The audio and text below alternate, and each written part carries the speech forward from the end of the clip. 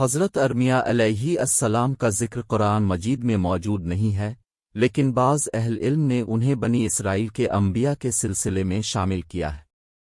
ان کی قوم نے بھی اللہ کی عبادت ترک کر دی تھی اور شرک میں مصروف ہو گئے تھے۔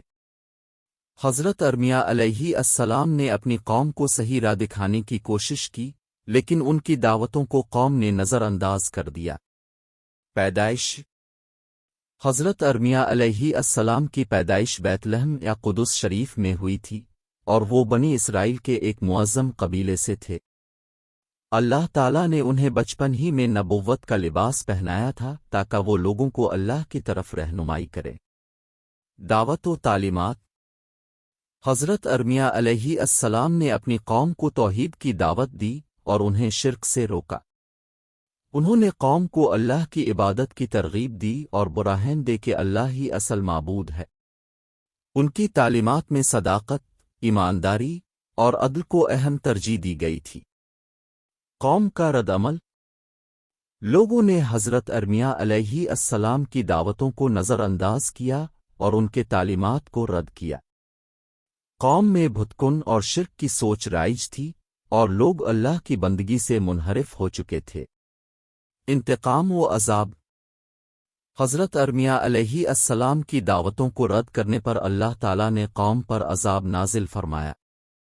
قوم میں قحط، موت اور دیگر مصائب آئے، لیکن لوگوں نے توبہ نہیں کی اور ان کا دل اور دماغ ان کی غلط راہوں پر مستقر رہا۔ وفات حضرت ارمیہ علیہ السلام کا عظیم مقام ہے، لیکن ان کی قوم نے ان کی دعوتوں کو رد کیا۔ اللہ کی رہنمائی کے باوجود قوم نے شرک و بدعت میں مصروف ہونا منتخب کیا، جس کی بنا پر اللہ تعالیٰ نے ان پر عذاب بھیجا۔ حضرت ارمیہ علیہ السلام کی وفات کے بارے میں مختلف روایات ہیں، لیکن ایک روایت کے مطابق ان کی وفات مصر میں ہوئی تھی۔ حضرت ارمیہ علیہ السلام کے بارے میں بیویوں اور اولاد کا ذکر موجود احادیث، قرآن اور دیگر اسلامی ماخذوں میں موجود نہیں ہے۔ یونانی، یہودی اور اسلامی تاریخ میں بھی ان کی شخصی زندگی کے بارے میں زیادہ معلومات موجود نہیں ہے، اور ہمیں صرف ان کا دینی میشن اور قومی خدمتوں کا پتہ چلتا ہے۔ اس لیے ہمیں ان کی بیویوں اور اولاد کے بارے میں کوئی معلومات فراہم نہیں ہے۔ حضرت ارمیہ علیہ السلام کی زندگی میں مختلف معجزات کا ذکر موجود ہے، چونکہ ایک پیغمبر کے طور پر انہوں نے اللہ کی طرف سے لوگوں کو ہدایت دینے کا مشن سر انجام دیا تھا۔ یہاں چند معجزات ہیں جو حضرت ارمیہ علیہ السلام سے منسلک ہیں۔ معجزہ وحی حضرت ارمیہ علیہ السلام نے اللہ کی وحی کو قبول کیا اور قوم بنی اسرائیل کو اللہ کی راہ میں چلنے کی دعوت دی۔ ان کی پیغامت میں لوگوں کو توبہ کرنے اور اللہ کی عبادت میں مصروف ہونے کا سبق تھا۔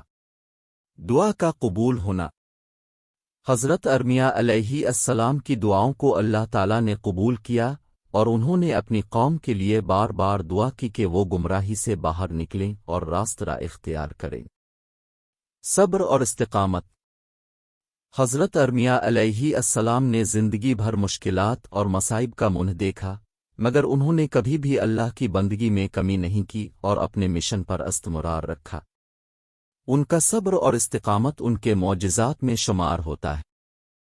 قوم کی ہدایت حضرت ارمیہ علیہ السلام نے بنی اسرائیل کو ہدایت دینے کا کام کیا، اگرچہ ان کا مواقع مشکلات بھرا تھا، مگر انہوں نے اپنے مشن کو پورا کیا اور لوگوں کو اللہ کی طرف رجوع کرنے کی دعوت دی۔